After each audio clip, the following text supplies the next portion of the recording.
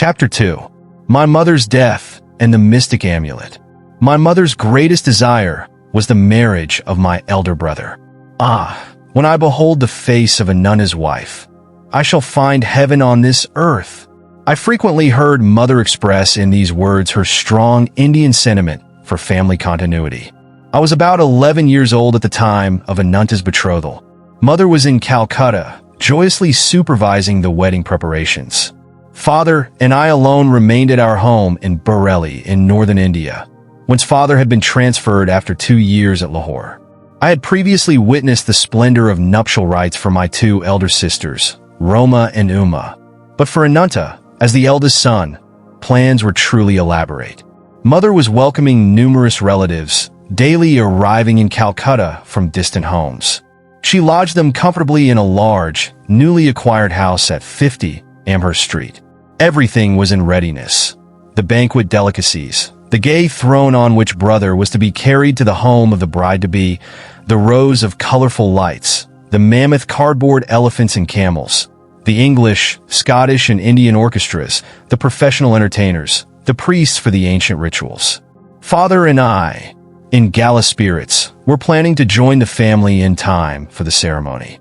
Shortly before the great day, however, I had an ominous vision. It was in Bareilly on a midnight. As I slept beside Father on the piazza of our bungalow, I was awakened by a peculiar flutter of the mosquito netting over the bed. The flimsy curtains parted, and I saw the beloved form of my mother. "Awaken your father." Her voice was only a whisper. "Take the first available train at 4 o'clock this morning. Rush to Calcutta if you would see me." The wraith-like figure vanished. Father, Mother is dying." The terror in my tone aroused him instantly. I sobbed out the fatal tidings. "Never mind that hallucination of yours." Father gave his characteristic negation to a new situation. "Your mother is in excellent health. If we get any bad news, we shall leave tomorrow. You shall never forgive yourself for not starting now." Anguish caused me to add bitterly, "Nor shall I ever forgive you." The melancholy morning came with explicit words. "Mother dangerously ill. Marriage postponed. Come at once." Father and I left distractedly. One of my uncles met us en route at a transfer point. A train thundered toward us, looming with telescopic increase. From my inner tumult, an abrupt determination arose to hurl myself on the railroad tracks. Already bereft, I felt, of my mother.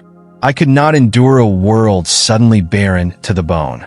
I loved Mother as my dearest friend on earth. Her solacing black eyes had been my surest refuge in the trifling tragedies of childhood.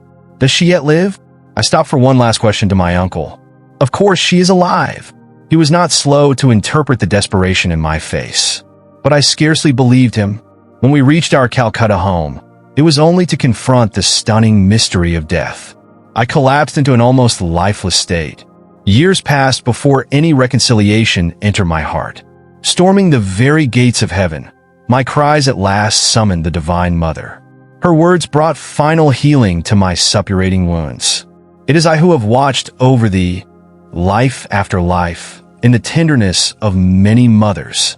See in my gaze the 2 black eyes, the lost beautiful eyes thou seekest."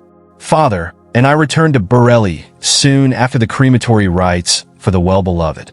Early every morning, I made a pathetic memorial pilgrimage to a large Sheely tree which shaded the smooth, green-gold lawn before our bungalow. In poetical moments, I thought that the white Sheely flowers were strewing themselves with a willing devotion over the grassy altar.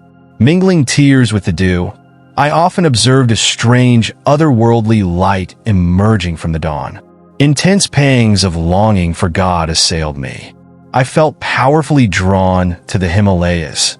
One of my cousins, fresh from a period of travel in the holy hills, visited us in Bareilly. I listened eagerly to his tales about the high mountain abode of yogis and swamis. Point 1. Let us run away to the Himalayas. My suggestion one day to Dvarka Prasad, the young son of our landlord in Bareilly, fell on unsympathetic ears. He revealed my plan to my elder brother, who had just arrived to see Father. Instead of laughing lightly over this impractical scheme of a small boy, Ananta made it a definite point to ridicule me. "Where is your orange robe? You can't be a Swami without that." But I was inexplicably thrilled by his words. They brought a clear picture of myself roaming about India as a monk. Perhaps they awakened memories of a past life. In any case, I began to see with what natural ease I would wear the garb of that anciently founded monastic order. Chatting one morning with Dvarka, I felt a love for God descending with avalanchic force. My companion was only partly attentive to the ensuing eloquence, but I was wholeheartedly listening to myself. I fled that afternoon toward Nainital in the Himalayan foothills. Ananta gave determined chase. I was forced to return sadly to Bareilly. The only pilgrimage permitted me was the customary one at dawn to the Shili tree. My heart wept for the lost mothers, human and divine. The rent left in the family fabric by mother's death was irreparable. Father never remarried during his nearly 40 remaining years. Assuming the difficult role of father-mother to his little flock, he grew noticeably more tender, more approachable. With calmness and insight, he solved the various family problems. After office hours, he retired like a hermit to the cell of his room, practicing Kriya Yoga in a sweet serenity. Long after mother's death, I attempted to engage an English nurse to attend to details that would make my parents' life more comfortable. But father shook his head. "Service to me ended with your mother." His eyes were remote with a lifelong devotion. "I will not accept ministrations from any other woman." 14 months after mother's passing, I learned that she had left me a momentous message. Ananta was present at her deathbed and had recorded her words. Although she had asked that the disclosure be made to me in 1 year, my brother delayed. He was soon to leave Bareilly for Calcutta to marry the girl mother had chosen for him. One evening he summoned me to his side. "Mukunda, I have been reluctant to give you strange tidings." Ananta's tone held a note of resignation. "My fear was to inflame your desire to leave home.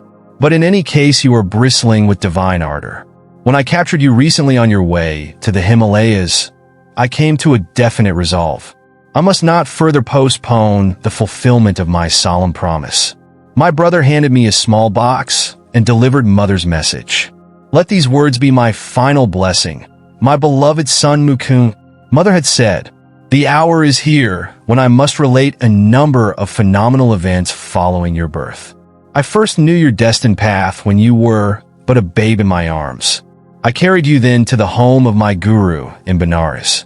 Almost hidden behind a throng of disciples, I could barely see Lahiri Mahasaya as he sat in deep meditation.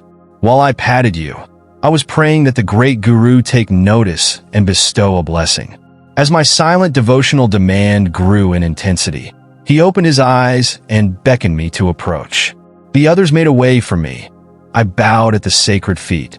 My master seated you on his lap, placing his hand on your forehead by way of spiritually baptizing you. Little mother, thy son will be a yogi. As a spiritual engine, he will carry many souls to God's kingdom. My heart leaped with joy to find my secret prayer granted by the omniscient guru. Shortly before your birth, he had told me you would follow his path. Later, my son, your vision of the great light was known to me and your sister Roma. As from the next room, we observed you motionless on the bed. Your little face was illuminated. Your voice rang with iron resolve as you spoke of going to the Himalayas in quest of the divine. In these ways, dear son, I came to know that your road lies far from worldly ambitions. The most singular event in my life brought further confirmation, an event which now impels my deathbed message. It was an interview with a sage in the Punjab. While our family was living in Lahore, one morning the servant came precipitately into my room. "Mistress, a strange sadhu is here. He insists that he see the mother of Mukunda." These simple words struck a profound chord within me. I went at once to greet the visitor. Bowing at his feet, I sensed that before me was a true man of God. "Mother," he said, "the great masters wish you to know that your stay on earth will not be long. Your next illness shall prove to be your last." There was a silence, during which I felt no alarm, but only a vibration of great peace. Finally, he addressed me again. You are to be the custodian of a certain silver amulet. I will not give it to you today. To demonstrate the truth in my words, the talisman shall materialize in your hands tomorrow as you meditate. On your deathbed, you must instruct your eldest son Ananta to keep the amulet for 1 year and then to hand it over to your second son. Mukunda will understand the meaning of the talisman from the Great Ones. He should receive it about the time he is ready to renounce all worldly hopes and start his vital search for God. When he has retained the amulet for some years, and when it has served its purpose, it shall vanish. Even if kept in the most secret spot, it shall return whence it came. I proffered alms to the saint and bowed before him in great reverence. Not taking the offering, he departed with a blessing. The next evening, as I sat with folded hands in meditation, a silver amulet materialized between my palms, even as the sadhu had promised. It made itself known by a cold, smooth touch. I have jealously guarded it for more than 2 years, and now leave it in Ananta's keeping. Do not grieve for me, as I shall have been ushered by my great guru into the arms of the infinite. Farewell, my child. The cosmic mother will protect you. A blaze of illumination came over me with possession of the amulet. Many dormant memories awakened. The talisman, round and anciently quaint, was covered with Sanskrit characters. I understood that it came from teachers of past lives who were invisibly guiding my steps. A further significance there was, indeed, but one does not reveal fully the heart of an amulet. How the talisman finally vanished amidst deeply unhappy circumstances of my life, and how its loss was a herald of my gain of a guru, cannot be told in this chapter. But the small boy, thwarted in his attempts to reach the Himalayas, daily traveled far on the wings of his amulet. In our upcoming episode, we dive deep into one of the most astonishing miracles described in the Autobiography of a Yogi, Swami Pranavananda's ability to be in 2 places at once. If you're intrigued by stories of yogic powers and spiritual mastery, don't miss the chapter on The Saint with 2 Bodies. It's an unforgettable glimpse into the potential of human consciousness. I hope you like this chapter. We need volunteers and sponsors to create content with even better quality and with more variety. If you wish to join this initiative as a volunteer or sponsor, please click the links given in description below. To help us reach more viewers, please like, comment, share, and subscribe to Biography Central. Also, check out our AI podcast series on Autobiography of a Yogi, where we discuss content of each chapter at a much greater depth. Thank you for your time. It means a lot. Namaste.